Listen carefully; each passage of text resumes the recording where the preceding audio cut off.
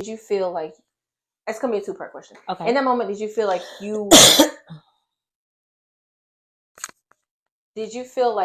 were doing the right thing? Or did you feel like how I said I felt? I'm going to rebel? Or was it more so of really a state where you found yourself in and you really thought that that was who you were?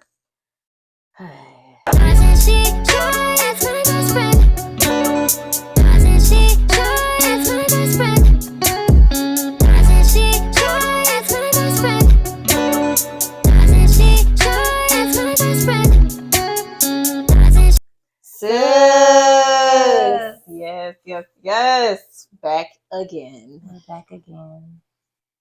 Back again in this space. So we just gonna jump right in. You know, the last part 2 of my story. Well, I'm just gonna go ahead and say that it was awesome being able to release all of that and share that testimony with everybody. Yeah. It was much needed. Yeah. And the feedback that we got from that has been awesome. Yeah. And I hopefully, you know, more people will watch it and join us and listen to what we have to say and how I knew God was real. Yeah. That to me will always put something in my spirit to just be like, you know, there is no other God. Yeah. You know what I mean? Yeah. Like, God is so real. Mm-hmm. And so while we saying that, the last thing we left off with in my part was me asking you a question. Right. So the question was, you know, we did talk about what your story was going to be about partially. And that was living a homosexual lifestyle. So my question was, living that lifestyle, was that because you wanted to rebel and be a part of that type of stereotype, right? Right. Or was that who you really thought you were? And you can dive into which way you want to go with it. But those are the 2 questions that I want to start off with. So I would say the latter part of that question would be more so how I would answer it, but that lifestyle in general makes you rebel. Okay. So I would say that I did. For a long time, I thought that I was that way. Mm-hmm. I believed that's who I was. Mm-hmm. And there was a little part of me that knew, well, I'm not going to say a little part. There was a big part of me that knew that that wasn't who I was. Right. But because I had been in that lifestyle for so long, it just became who I was. And it got to the point to where I wanted everybody to accept who I was. Even if I knew that's not who I was. Right. But I tried to smooth it over with, you know, for myself, to kind of convince myself that that's who I was, by saying, you know, well, I don't trust men and I don't do this, you know, things like that. And that is primarily because of things that happened as a child. And so all of that kind of resurfaced because I never really talked about what happened. I never really went into a healing place about it. So what the enemy did was he took the broken part of me, the broken little girl that was broken in her innocence as a child, and that seed was planted. That seed was planted, and perversion grew. And so, me not even knowing, I ended up being around people that lived that lifestyle, and I started believing that, oh well, maybe that is how I am. Right. Maybe that is because, you know, men have always been men. Men have always been the same way. I haven't seen anything different. So maybe that is who I am. Yeah. And so I started to believe that that's who I was, because I started to create an environment around me of people who live that life, who kind of helped to justify why I was the way I was. And it's okay to be that way. It's okay to live that lifestyle. And I even went to a counselor one time to get healing. And the counselor said, well, let me ask you a question. Why do you keep calling it a lifestyle? Isn't that just the way you are? I said, no, ma'am. And I was in the lifestyle. And I said, no, ma'am. I said, it's a lifestyle because it's something that I chose to live.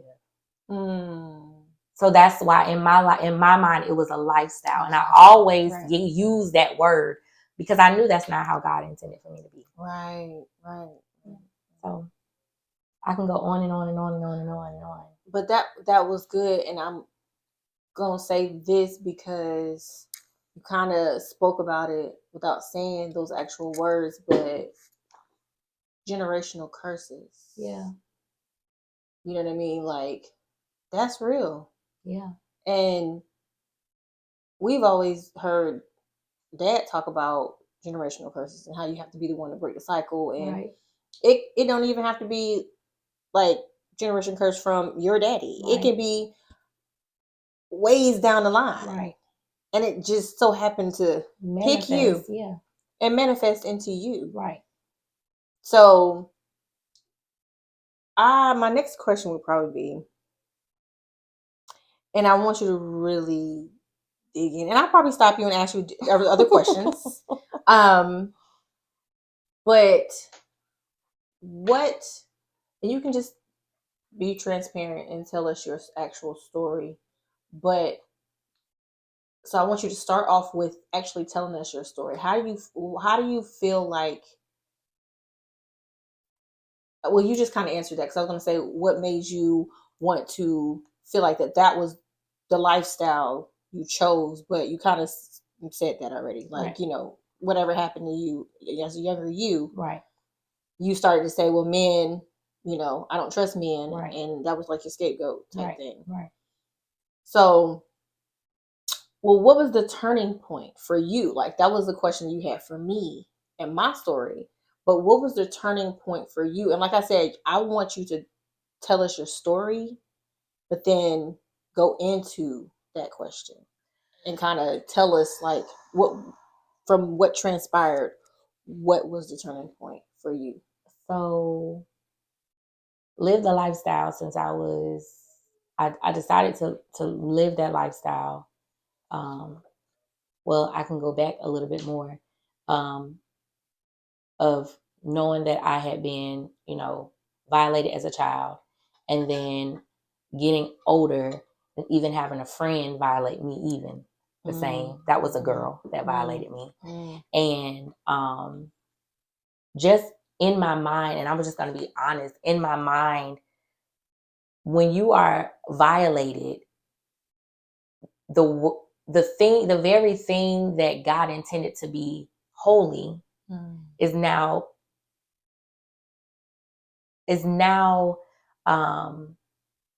has now turned into perversion.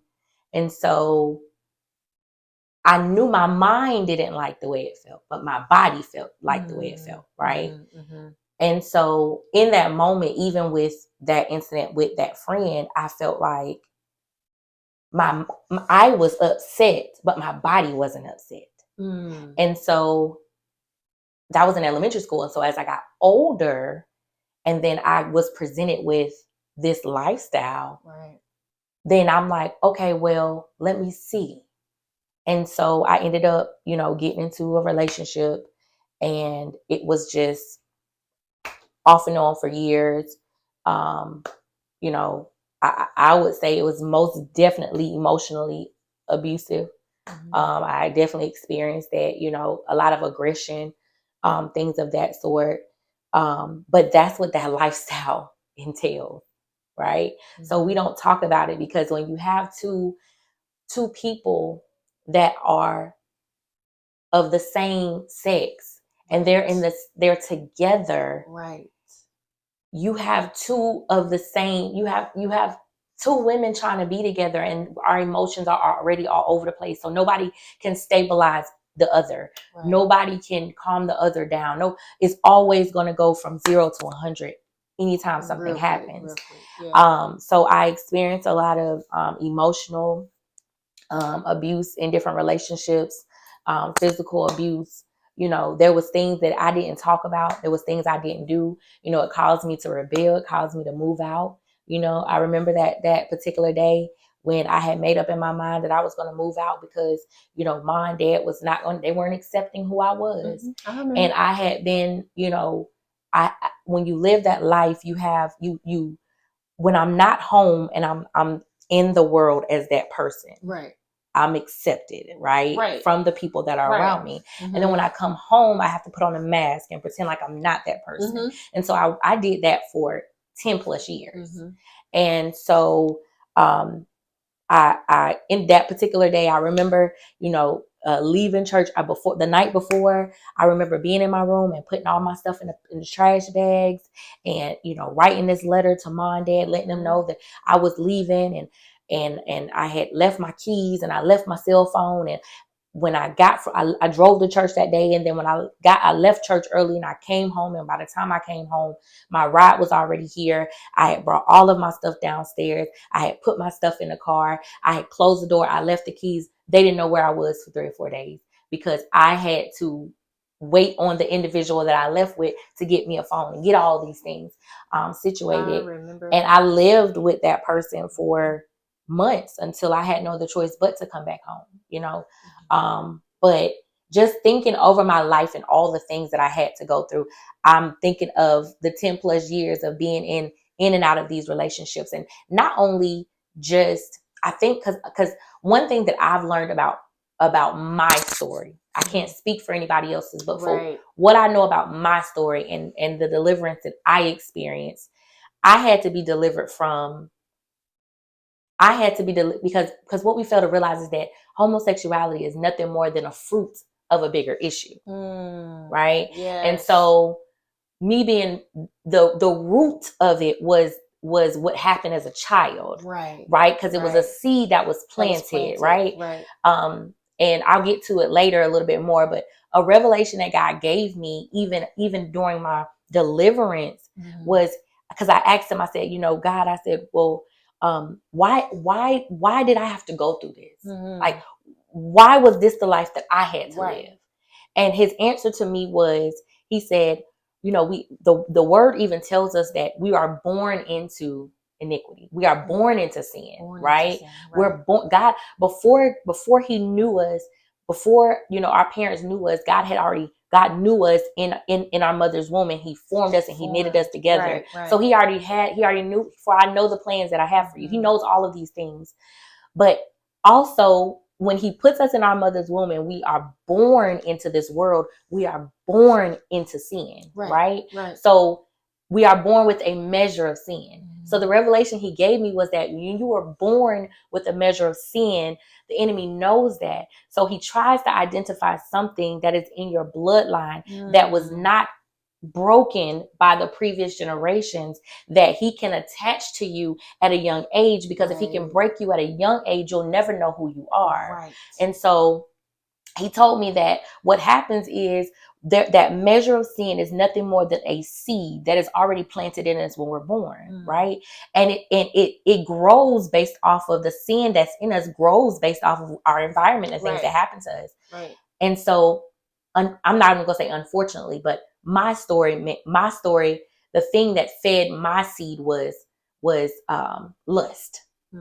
It was lust. That's what it was, right? And so that sexual immorality, that part, that fed that seed of sin that was already planted in me as I got older, and I was broken as a child. And as I got older, now I'm trying to find myself and trying to understand who I am. It just begins to fester. And so now I'm on a path where now I'm not just looking at women, being with women, but I'm also addicted to pornography. I'm also addicted to, I'm addicted to sex, right?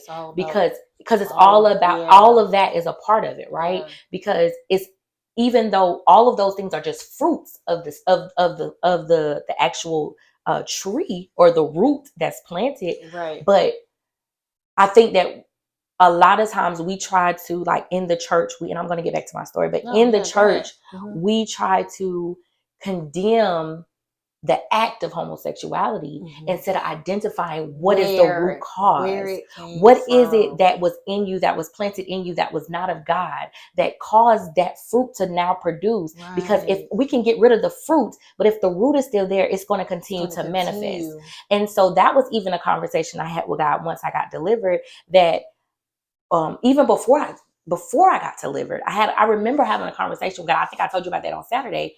I had a conversation with God, and I told God, I said, God, if everybody else around me wants me to be with a man, and if that makes everybody happy, I was at the point where I was fed up with life, right? I was fed up with everything.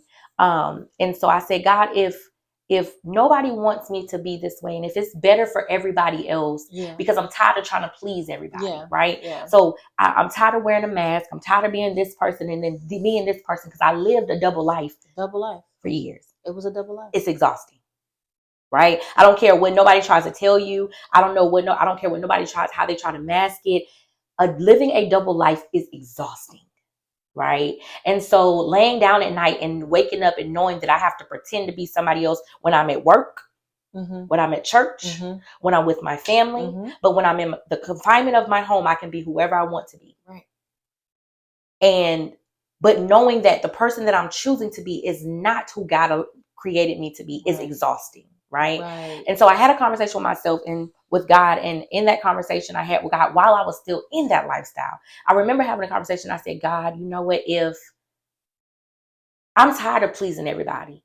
And so if it makes more sense for me to go and have a husband and have children, right, I'll do that just to please everybody else.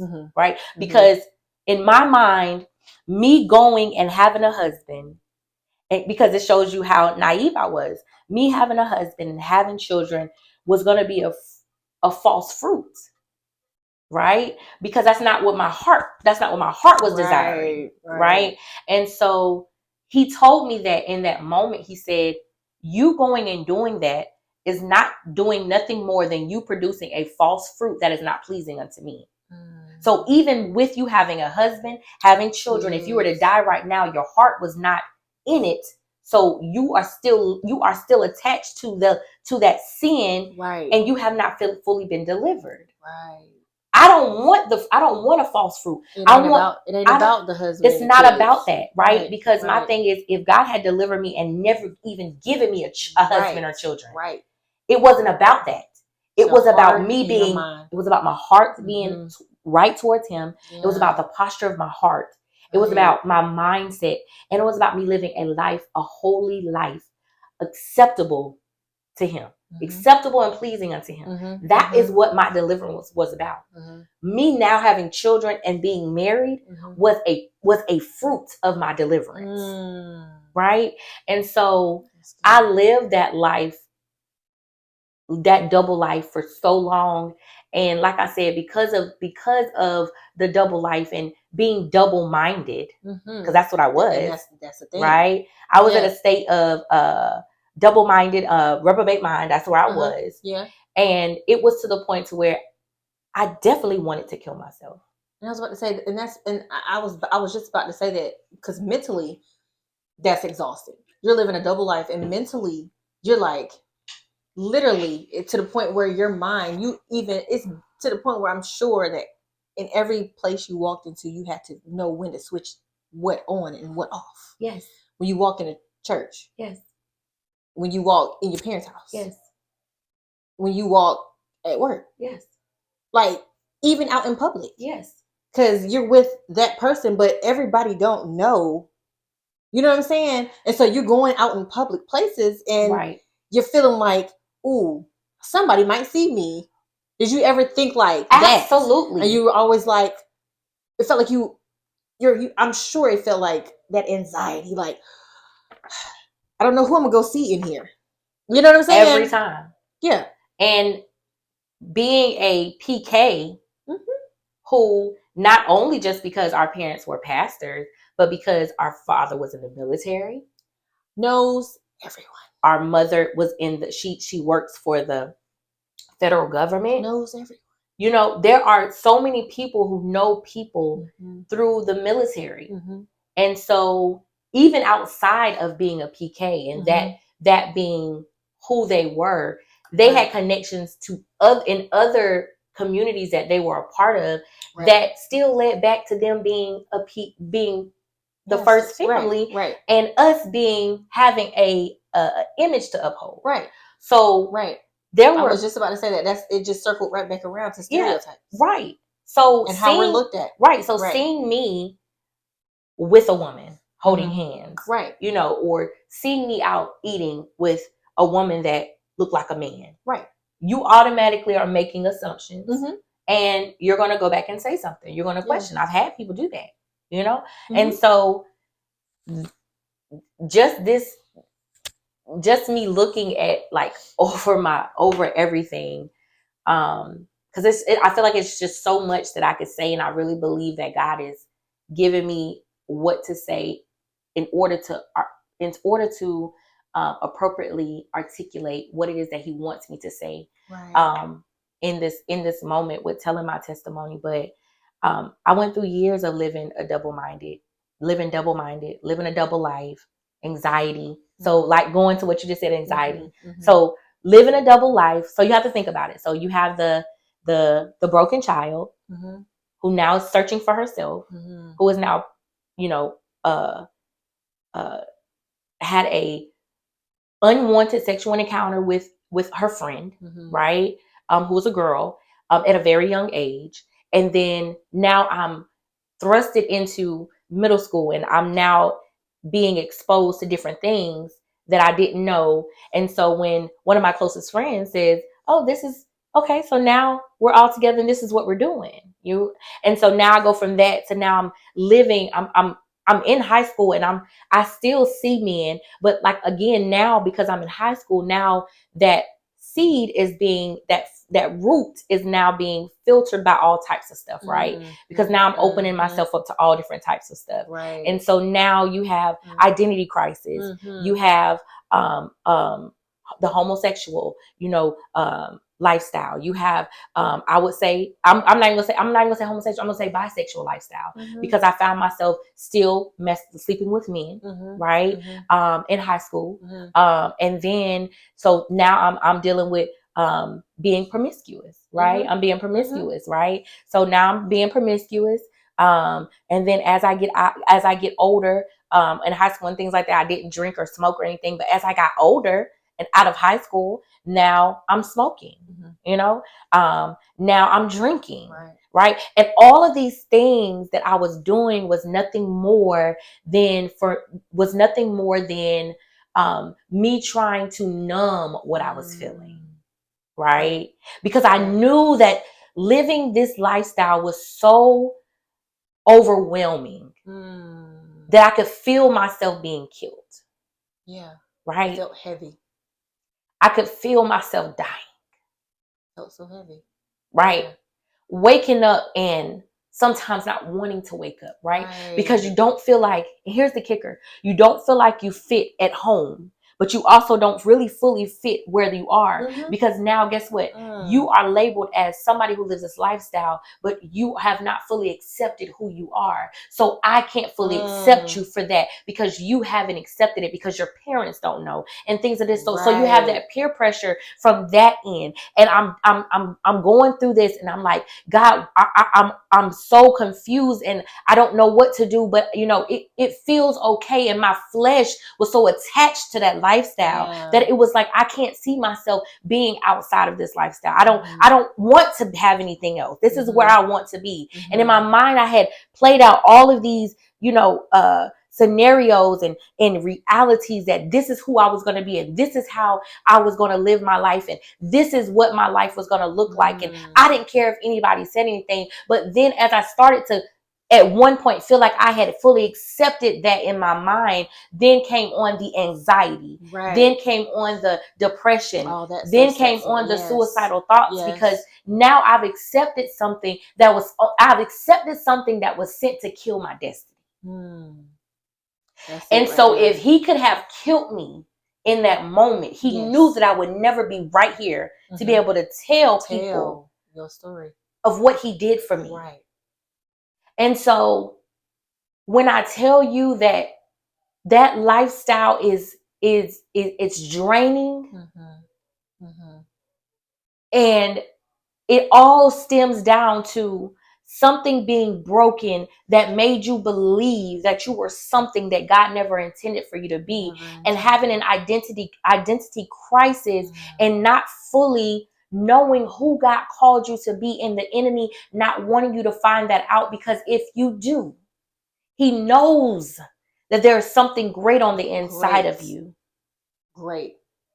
And see, that's what I was just about to say. I literally was just about to say, you even going through all that, God had already placed a gift and a calling on your life. Yeah. So, of course, the enemy knows that. He knows that, right? So he was doing any and everything he could to get you off track, to even say, that's not who I am, but this is who I am. Right. You know what I'm saying? Yeah. You were a called out one. And we've heard this from Dad multiple times about your mind. If the enemy can have your mind, he has everything. He has everything. And that's all he wanted. Because think about if you had not gotten delivered, right? You wouldn't have a husband. You was told you couldn't have kids anyway from doctors, right? You wouldn't have kids. Can you just imagine? And then the gift that God placed in you would have never come forth. You know what I'm saying? Like, think about since you've been delivered and how you've actually stepped into who God has called you to be. How many people have been saved? How many people have been like, oh my God, you inspire me so much. Yeah. But you would have never even realized or never even known what to the capacity of what was placed in you, because you knew something was placed in you. Right. Because you felt different. Mm-hmm. And like we talked, like you said, even in that lifestyle, you didn't even fit there. I didn't fit there. Like you said you kept trying to tell yourself, yeah, this is who I am. This is who I am. But you still was uncomfortable. Yeah. You still was like, my family don't know. Right. Like, y'all are out. Y'all family knows. Y'all can go around with the person you with type thing. Like, not bringing it over here to my family. Right. Can't be seen out. Right. You know what I mean? Yeah. Trying to hide. But you know, the crazy thing is that I when I told Mind X, I feel like you about to go into my next question, but go ahead. It's so funny because, you know, they have the, you know, in that lifestyle, they have thing like coming out story, right? The coming out, yes. I came out like 5 times on that. You did, and I was there for every one of them. Every last time. And they were like, I hear what you're saying. But we know that's what they said. Say what they said. That's not who God called you to be. That's it. Right? And so I thank God for Mom and Dad. Mm-hmm. I thank God for them loving me. Ma had a harder time understanding and processing the whole situation. Mm-hmm. Whereas Dad understood. He didn't understand. But I believe that Dad, at that moment, he had no other choice but to love me through it. Mm-hmm. Because I remember the very text message that he sent to me when, like I said, I had packed up my stuff that day. I had sent him a text message from my phone, and I had left the house, and I had left the phone there. So even if he had responded, I would not have heard it or read it. And so 3 days later, once I got my own phone, and I actually texted him to let him know that I had finally got my phone, his response to me was, I love you, and there's nothing that you can do that will stop me from loving you. There's nothing that you can do that will no longer make me love you, and I'm not going to abandon you. I don't remember it verbatim. And I remember him saying, come pick up your car, come pick up your keys to the house, because this is always your home and you can always come back. Right. He told me that he reminded me that he loved me, and that I didn't have to feel like I could not come home. Right. And so I even think of that text message now, and me reading that text message in the car, and how it made me feel even now, because that text message was a reminder that I needed in that moment, to remind me that I wasn't a disappointment. Right. That was the message that I needed to remind me that I was still loved, and I was still lovable. That was a text message that I needed to remind me that I wasn't trash and I wasn't going to get thrown away and to the wayside and abandoned. Yeah. And that was a text message that I needed to remind me that now I see it, that he was showing me the same love that God was showing me. Right. And so I just remember him telling me, like, come to Thanksgiving. Boy. Because I remember, like, you know, regardless of where we were, like, we were close-knit family. Very. And so just like you, having somebody in your ear telling you they don't love you. Right. They don't love you, the who you are. They don't love who you. I see you to be. They don't love you. They can't accept you. That means they don't love you. Right. But then having my father send me that text message and saying, come to Thanksgiving. Don't spend Thanksgiving by yourself. Right. That part. And I remember coming in the house, and I remember feeling like I didn't belong. And I remember still feeling like a disappointment. But that text message reminded me, and it made me feel seen. Yes, yes. It made me feel like somebody actually heard me. Even if I wasn't saying the things they wanted me to say, right, I was still seen. Right, right. Because when you're broken as a child and you grow up, you feel like you're invisible, right?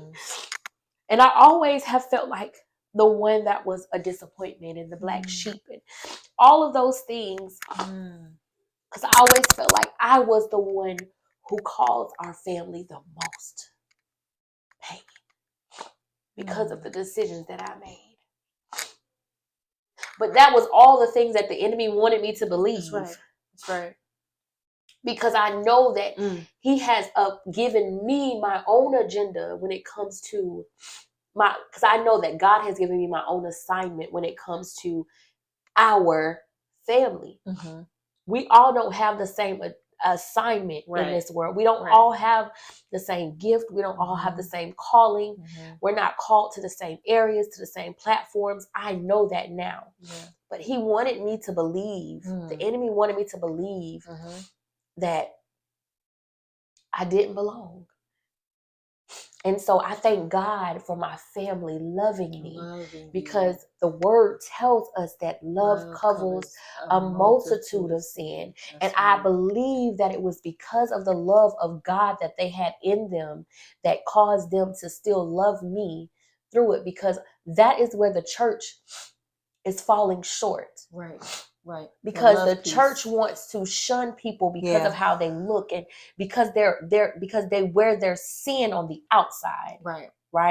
But you don't treat brother so and so who got a drinking problem, or sister so and so who may have a promiscuous problem, but it may not be filtering out as homosexuality. You don't treat these people, or even brother so and so who maybe abuses his wife, or these different. You don't treat these people, or even brother so and so who's a womanizer. You don't treat these people the same way you treat people who have an outwardly open sin, where you can see it. Right. And so I thank God for my parents, our parents, who loved me. And not even just our parents, but the people who were in the ministry who knew my story. They knew what I was dealing with. But they loved me. They did not condemn me. They loved me because they knew that who I was, they saw the bigger picture. Yes. And they knew that who I was not where I was at that moment. Yeah. I was not there. Yeah. But they saw me delivered. They saw me healed. They saw me set free, and they prayed along with my family because they knew that love covered a multitude of sin. Right. I even know that in the Bible, Jesus didn't go to the people that, that the church normally would go to. He went to the people that were considered unclean and unwanted, who were thrown away. That's who Jesus went to. And so a lot of times we don't want to do that because now it makes it seem as though now I don't want that to jump on me. Right? I don't want to, deal with that type of sin. I don't want to have to deal with that. Or you got the people that even think that, oh, I don't want to be around that person because everybody else knows what they do, and I don't want them to think that I'm doing the same thing. Right. And that's not the case. That's not the case. Because one thing that I have learned through my process and through my journey is that deliverance starts on the inside. Inside, heart and mind. Your heart, and God is going to change your heart and mind first. And then everything else is going to follow. That's right. That's right. Because you can't say, oh, well, if you gave your life to Christ, then you need to change the way you dress. You need to change, because that's not my job to do that. Right. Because God is going to do that. But that's a part of their journey with God. Right. Right. Because I don't want to pressure somebody to change before God has convicted them to do so. Because once I've accepted Christ and I begin to walk with God, and I then accept the Holy Ghost, and the Holy Ghost dwells in me, because the word tells us that if we abide in him, he will abide in us. Right. So if I'm abiding in God and God is abiding in me, then I now know that no matter what I am doing or dealing with, that God is going to now place a conviction inside of me that is going to convict me of what I'm doing. Right. How I'm walking, how I'm talking. Is there anything in me that is connected, or is there anything a part of me or in me that's connected to the old me? Because when I accepted Christ, I became a new creature. Right. For old things have passed away, and all things have become new. So if I have now accepted Christ as my Lord and Savior, and he has made me new, then I have to be, as a believer from the outside, looking in, I have to believe that God is doing the work on the inside. Right. On the inside. And everything else is going to follow. That's right. That's right. Because that was a part of my process. Right. Yes, I dressed like a female, and so my outwardly did not have to, but my body, my physical body had to go through a process. Yeah.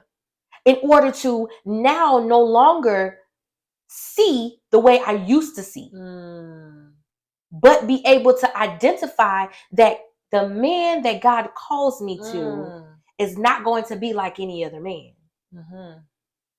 And now I have to re-evaluate places in my mind that I have not fully maybe given to God, because I need to be able to give it to God so I can I can move through the process to get to where God needs for me to get to, so that I can be fully who he wants me to be. Now, don't get me wrong. Me having a husband was not the main point of the deliverance. No, me being delivered was because I wanted to be holy and acceptable before God. Right. That's my reasonable sacrifice. Right. That's my reasonable service. On the inside, inner healing. Inner healing. Because like I said earlier, if I had said, I could have said, God, I can get a husband, I get kids, but that would not have fixed the inward heart issue. That was a false fruit.